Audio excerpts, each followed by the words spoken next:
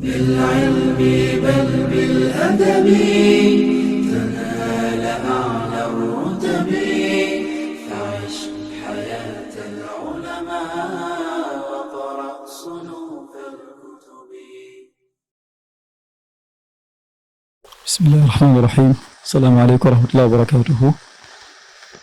يسرنا جدا أن نلتقي اليوم بهذه القامة الفكرية الكبيرة وأستاذنا الدكتور سافل الذي سرنا جدا باللقاء به بعد غياب طويل فعلا، وأتحفنا بأطروحته العلمية الرائعة التي احتوت على عدد كبير جدا أو على كمية كبيرة جدا من المعلومات والوثائق التي تتعلق بتاريخ الدعوة الإسلامية بشكل عام في السنغال، وتطرق كما تفضل إلى عدد كبير من القضايا المهمة التي تخص الهوية الإسلامية في هذا البلد من السنغال، بداية من الطرق الصوفية.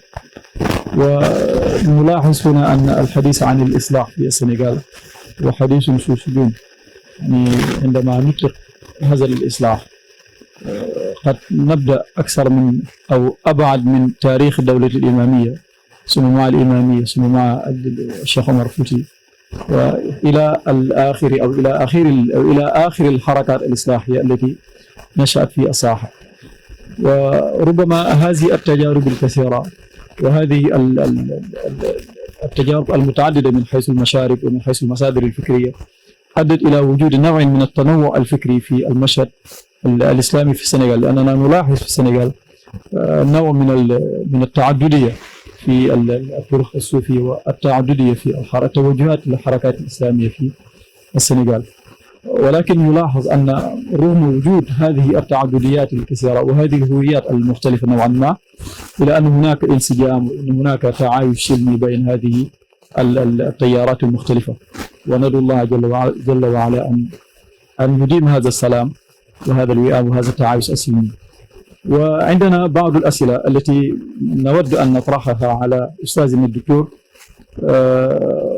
هو تحدث عن الحركات الإصلاحية، وهذه الحركات الإصلاحية معظمها تقريبا انبثقت أو نقول هي تنتمي إما إلى طرق صوفية، وإما إلى فكر إسلامي، إما فكر سلفي، أو إما إلى فكر آخر أو فكر إخواني. هنا نسأل ما هي نوعية التجديد التي جاءت بها هذه الحركات، وخاصة التي تنضوي تحت لواء طريقة صوفية معينة مثلا، أو تحت فكر إسلامي معين، فكر إخواني أو فكر السلفي. والسؤال الثاني تحدثنا عن التعليم من عرب الإسلام في السنغال. وهنا يلاحظ أن الآن بعدما نظمت الحكومة الإسلامية في السنغال شهادة الثانوية، يلاحظ أن في كل سنة المدارس تخرج عددا كبيرا جدا من الطلبة الذين يحملون الشهادة الثانوية، وعندهم مشكلة الآن في الاندماج أو الالتحاق بالجامعات الموجودة الآن في السنغال. ما في رأيكم ما هو المستقبل التعليم العالي العربي في السنغال؟ وما هي الإصلاحات التي ترون أنها جديرة بأن نأخذها بعين الاعتبار لإصلاح هذا الوضع التعليمي العالي في السنغال؟ والسؤال الثالث، نلاحظ أن هناك خطابات تجديدية متعددة في الساحة الإسلامية أو في الساحة الدعوية. ما تقييمكم لهذه الخطابات الدعوية؟ والسؤال الأخير هو في هذه الآونة الأخيرة نلاحظ أن هناك حركة، هذه الحركة تحاول أن تجمع أكبر عدد ممكن من المستعربين في السنغال، وهذه الحركة ربما هدفها هو السعي إلى نيل حقوق المستعربين في الساحة. أنتم ما رأيكم حول هذه الحركة، وما نصائحكم نظرا باعتباركم أحد المخضرمين في الساحة الدعوية؟ ما هي التوجيهات والإرشادات التي توجهونها إلى هذه الحركة؟ فهذه هي الأسئلة التي نود أن نطرحها على فضيلتكم، وبارك الله فيكم. Merci infiniment, docteur. Je vais essayer d'adopter la langue de Molière pour intervenir. Et je voudrais aussi, à l'entame de mes propos, exprimer le contentement qu'on a à être ici présent pour partager avec vous certaines thématiques qu'Aline vient d'énumérer et que vous en avez revenu largement. Soyez encore j'en remercie. Concernant mon intervention, la première chose sur laquelle je voudrais rebondir est corrélative à la problématique des mouvements réformistes, bien des mouvements, en tout cas ici des confréries soufis, et notamment les deux structures que vous avez citées, y compris la Daïra Moustarchidine wal Moustarchidat, et qui est née d'ailleurs en 1970, et je voudrais attirer l'attention de ces aussi en les disant que c'est le temps qui est un peu limité, que, en tout cas le développement de doctorat a été écourté, mais très intéressant aussi. Et le Daïra Hizb ut-Tarqiyyah, qui est d'ailleurs né en 1966 dans le campus social de l'université, et qui fut rebaptisé par Cheikh Sali en 1992. Donc, pour introduire ma question, est-ce que docteur pourra nous expliciter l'ambiguïté qui se pose? Parce que il y a certains des chercheurs qui disent que ces mouvements, en tout cas ici de ces confréries, auront le droit avec elles de réclamer leur légitimité religieuse de la doctrine du tasawwuf antique. Cela veut dire quoi? Cela veut dire que ces confréries ou ces mouvements ont légitimement leur authenticité de l'islam. Donc, et en comparant ce qui se passe aujourd'hui, est-ce qu'on pourra dire qu'il y a une parfaite adéquation selon le rayonnement spirituel qu'avait adopté le tasawwuf dans ses premières heures et lors de sa naissance, avec ce que nous voyons aujourd'hui, en tout cas, sur le rayonnement spirituel de ces confréries contemporaines? Ça, c'est une question. Je ne pourrais pas dire que c'est une affirmation, mais question, j'allais dire. Ou bien, je formule autrement. Est-ce que il y a les confréries ou bien ces mouvements sont en parfaite conformité avec la quintessence intrinsèque dont les soufis premiers avaient adopté selon leur cheminement et leur dévouement de leur sobriété? Ça, c'est une question. Sachant que, effectivement, ces confréries sont beaucoup plus appropriées à la partie réaliste de l'islam, parce qu'ils s'activent dans beaucoup de sens. On peut même dire ces deux mouvements que vous venez de citer précédemment sont des compilations de reproduction de savoir. Ils sont tellement actifs dans la vie quotidienne et autres. Cela, nous le concédons. Mais est-ce qu'ils n'ont pas aussi dénaturé ce qui a été, en tout cas, le socle des grands soufis qui visaient beaucoup sur l'aspect de l'ascétique? Voilà, c'est ça que je voulais dire. Voilà, que ça concerne en tout cas ma première question. Et j'avais une deuxième question concernant les mouvements réformistes. La voici, je vous la pose et je nous la pose nous-mêmes aussi. Dans quelle mesure les mouvements réformistes s'inscrivent dans la conduite, dans la continuité ou bien dans la pérennisation du discours des précédents réformistes d'autres pays dont les réalités socio-culturelles sont totalement différentes? Et quels seraient en tout cas les éléments de rupture? Et nous vous remercions d'avoir mis en tout cas certaines questions qui sont nécessaires à pousser pour nous les jeunes d'aujourd'hui et à soumettre à notre réflexion. شكرا لكما الأستاذين الجليلين. وربما أنا سؤالي الذين كتبوا عن أزمة التنظيمات الإسلامية والحركات كذلك كلهم دعوا إلى ضرورة المراجعة الفكرية لهذه الحركات، لأن نرى أن الكثير من هذه الحركات هم عاجزون عن الإجابة عن الأسئلة الكبرى في الحياة، عن أسئلة التنمية، عن أسئلة النهضة، عن أسئلة التقدم، بسبب أن هناك خلل كبير أحيانا يحتوي عليه الفكر اللي يعني يعتمد عليه هذه التنظيمات وهذه الحركات الإصلاحية. يعني هل أنتم مع ضرورة المراجعة الفكرية للمنظومة الفكرية لهذه الحركات؟ هذا واحد. والثاني ربما عن التعليم العربي. نحن نلاحظ أن دارس اللغة العربية بعد التخرج ويحمل شهادة لديه بوابة واحدة فقط يدخل من خلالها، وإلا ما يشتغل.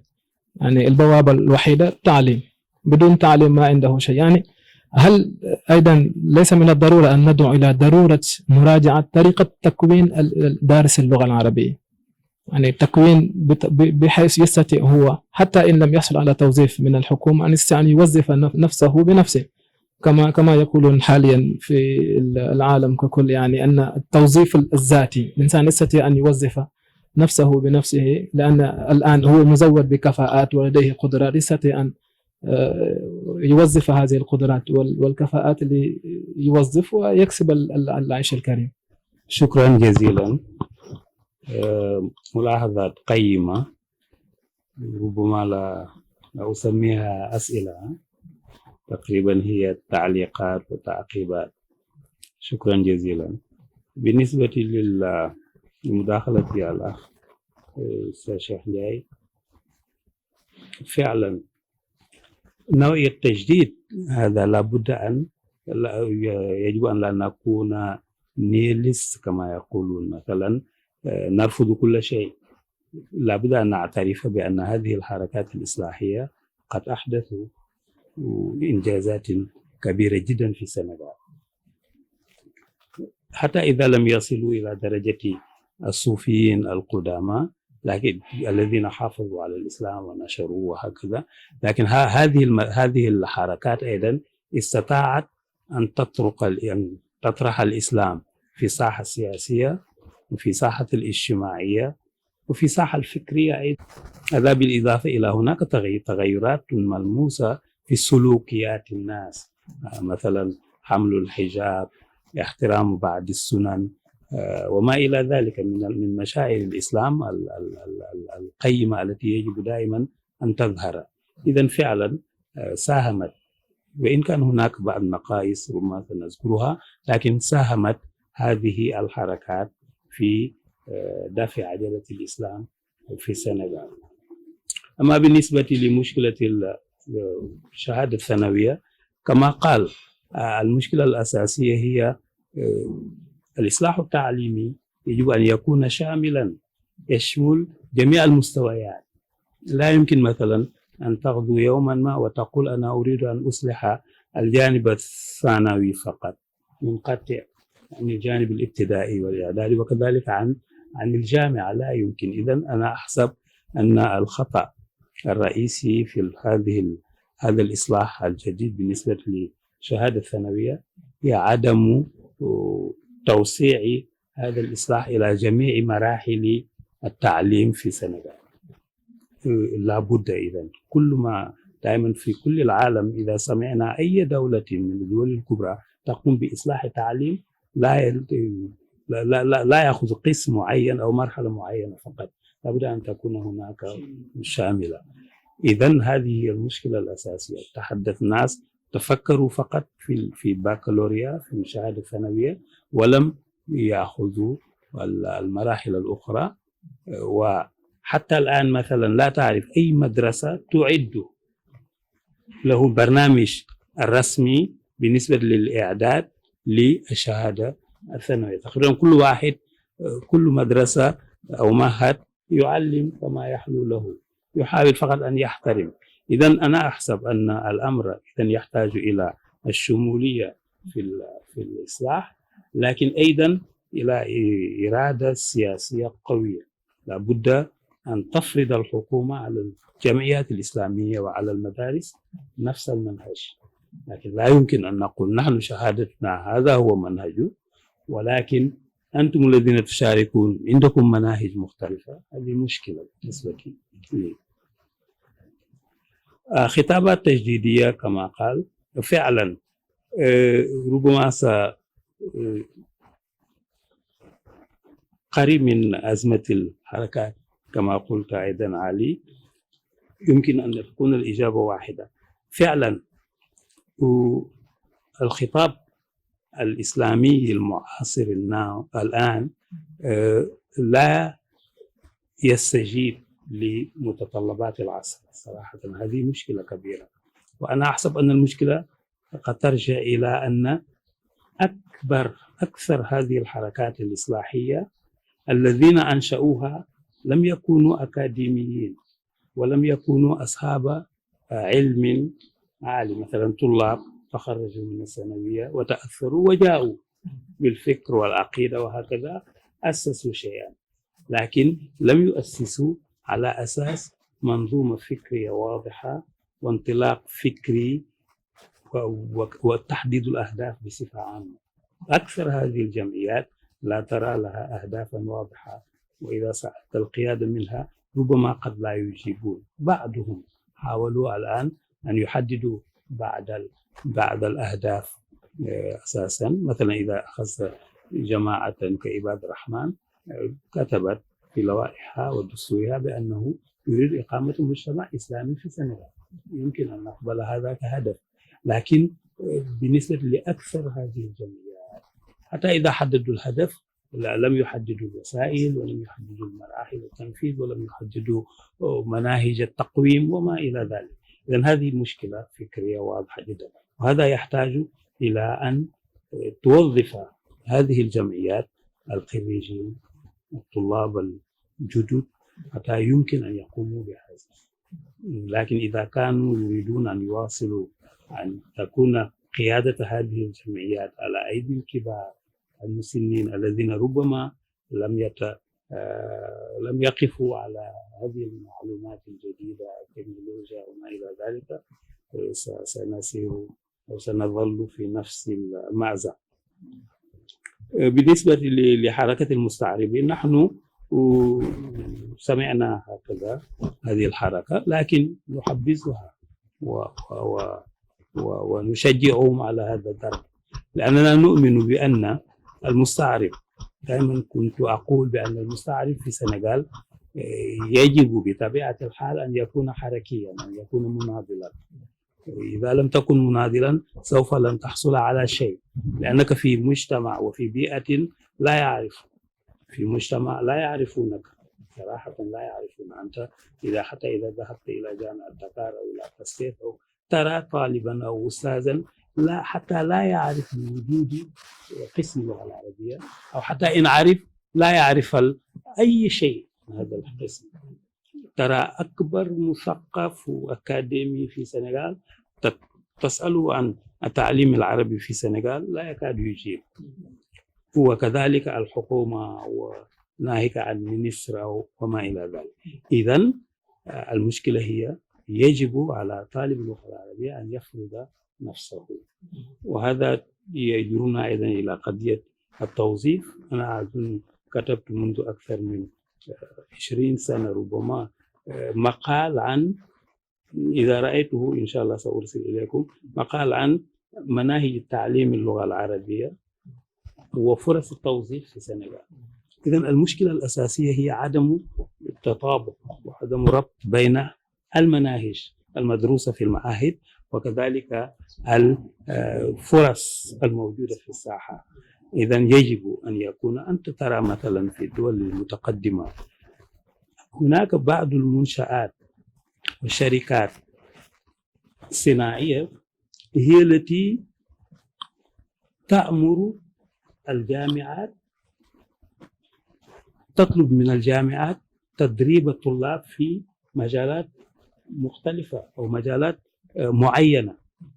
مثلا واحد يعمل في مجال تليفون يطلب من إحدى الجامعات أن يخرج له في كل سنة لمدة 5 سنوات 25 مثلا مهندسا في هذا المجال، وبالمقابل هو يدفع كل تكاليف التعليم بالنسبة لهذا.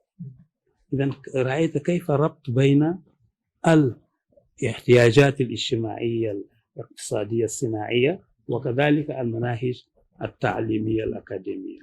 إذن هذا لا بد منه، للأسف في السنغال للأسف الشديد غير موجود. إذن الآن النصيحة هي كما قلت أن يعد الإنسان نفسه الطالب حتى يتمكن من الحصول على مهنة ومن الحصول على كفاءات ذاتية لكي يستطيع على الأقل أن يجد ما يعيش به. إذن أما بالنسبة للإمام الشيخ فعلا pour les mouvements réformistes d'obédience soufie, on ne peut pas dire d'emblée que quand même ils ont dévié des enseignements prescrits fondée par les leaders. En général, presque toute idéologie, toute pensée est fondée sur des principes. Maintenant, les gens essayent d'atteindre ces principes, d'exécuter ces principes. Il n'est pas forcément dit que forcément ils doivent appliquer ce que disaient les prédécesseurs. C'est pas possible parfois. C'est comme aujourd'hui tu dis que un musulman doit appliquer tout ce qui se trouve dans le Coran. C'est pas possible. Je pense que aujourd'hui les disciples effectivement tentent de respecter les grandes orientations des chefs religieux. Mais avec la situation actuelle aussi, il faut qu'il accepte d'introduire des réformes. Parce qu'on ne peut pas dire que, par exemple, la méthodologie de Cheikh Ahmad Bamba ou bien la méthodologie de Da'wa de El Hadj Malick Sy ou Cheikh Omar Foutiyou Tall, on doit les appliquer à la lettre aujourd'hui parce qu'il y a eu beaucoup de changements. Il y a eu beaucoup de changements. À leur époque, il n'y avait pas d'Internet, il n'y avait pas de radio, ni de la télévision, etc., etc. Je pense donc qu'il est tout à fait normal que ces mouvements introduisent des choses qu'on ne connaissait pas vraiment à l'époque de ces fondateurs. Mais le problème qui se pose au niveau de ces mouvements d'obédience réformiste, c'est que les principes fondamentaux sur lesquels se base le mouvement islamique contemporain, la principale chose, c'est la shura, la consultation. Pratiquement tous les mouvements réformistes se fondent sur la consultation, que ce soit au niveau de l'élection des dirigeants, des responsables, ou au niveau de la prise de décision. C'est toujours à partir de shura. Et ça, malheureusement, il est très difficile de le trouver au sein du tariqa soufia, parce que le tariqa soufia se fonde sur l'héritage. Celui qu'on doit élire, c'est celui qui est issu de la famille telle, du nom tel. Donc là, on peut dire que l'ensemble des disciples n'ont pas le droit de participer au vote ou à l'élection du khalife général, par exemple. Ça pose problème. Donc effectivement, c'est une problématique pour les mouvements réformistes d'obédience soufie. C'est-à-dire parfois ils veulent faire beaucoup de choses, mais ils ont parfois des blocages. Ça, c'est compte tenu de la nature du mouvement soufi même. Mais néanmoins, ils ont réalisé beaucoup de choses. Quand tu prends un mouvement comme le Sachidine, avec les universités de Ramadan, avec la formation des jeunes, tu prends un mouvement comme Hizb ut-Tarqiyyah, mais ils ont fait avancer le mouridisme, parce qu'ils ont pu quand même montrer au monde le mouridisme, le vrai visage du mouridisme, et vraiment divulguer les enseignements de Cheikh Ahmadou Bamba, faire connaître aux gens la tariqa al-Mouridiyya. Ça, je pense que c'est extrêmement important. Mais toujours quand même, ça demande vraiment des réformes. Bon, pour effectivement le mouvement réformiste d'une façon générale, le discours, moi je pense que comme on l'avait dit, il faut que le mouvement réformiste d'une façon générale change aujourd'hui son discours. D'autant plus que non seulement il y a eu beaucoup de préoccupations sociétales qui n'ont pas été prises en charge par ces mouvements, mais aujourd'hui ça devient de plus en plus grave. Avec par exemple le Covid, la Covid-19, ou Corona, il y a beaucoup de choses ont changé. Moi j'avais fait un article aussi au début de l'événement du Corona, pour dire qu'aujourd'hui, non seulement après Corona, il y aura beaucoup de changements sociaux, politico, culturels, mais aussi même au niveau de la da'wa. Parce que, en général, on avait l'habitude de programmer une conférence dans une salle qui contient 2000 personnes, 3000 personnes pour parler, mais aujourd'hui, presque ce n'est plus possible. Avec la distanciation sociale, etc. Donc, ce n'est plus possible. Donc, il faut essayer d'adapter nos méthodes maintenant aux exigences, à la réalité du terrain. Aujourd'hui, il faut travailler avec le net, on est obligé, il faut travailler avec les réseaux sociaux. Mais en matière d'éducation aussi, ça va changer beaucoup de choses. Vous l'avez vu. C'est-à-dire, et que, par exemple, cette année-ci, au Sénégal, on a constaté, bien que l'enseignement a été arrêté depuis le mois de mars, effectivement, mais les résultats, je ne sais pas, on a mieux de résultats que les années précédentes. Donc, cela veut dire que avec donc enseignement en ligne, on dirait que c'est plus efficace. En tout cas, c'est moins coûteux, c'est moins économique. Donc, tout ça là, moi, je pense que c'est des choses que les autorités doivent prendre en charge et vraiment réfléchir pour mettre sur pied un système d'éducation adéquat et les moyens qu'il faut. Mais aussi, le mouvement islamique, le mouvement réformiste, il faut qu'il essaye d'adopter ces méthodes à ces réalités. Sinon, bon, naturellement, il risque d'être dépassé. Il risque d'être dépassé, d'autant plus qu'aujourd'hui, nous vivons dans un monde où le Sénégal particulièrement, où la liberté d'expression, la floraison des connaissances, il y a beaucoup de choses maintenant. Par exemple, à l'époque, pour avoir un livre, tu vas acheter ou bien tu attends les gens dire que il y a quelqu'un, Fall Khalil, il est à Saint-Louis, c'est lui seulement qui enseigne ce livre. Et on avait un professeur qui me disait que quand je vois un livre que j'aime lire, je te demande, je vais essayer de l'emprunter. Si je ne peux pas, je te dis que je vais venir passer chez toi au moins un mois pour recopier le livre. Si tu me dis que si j'ai pas de place pour toi, je dis que je vais habiter quelque part. Chaque jour, je viens pour recopier. Donc, c'est difficile, hein. Et aujourd'hui, avec TikTok, tu peux avoir au moins 1000 livres.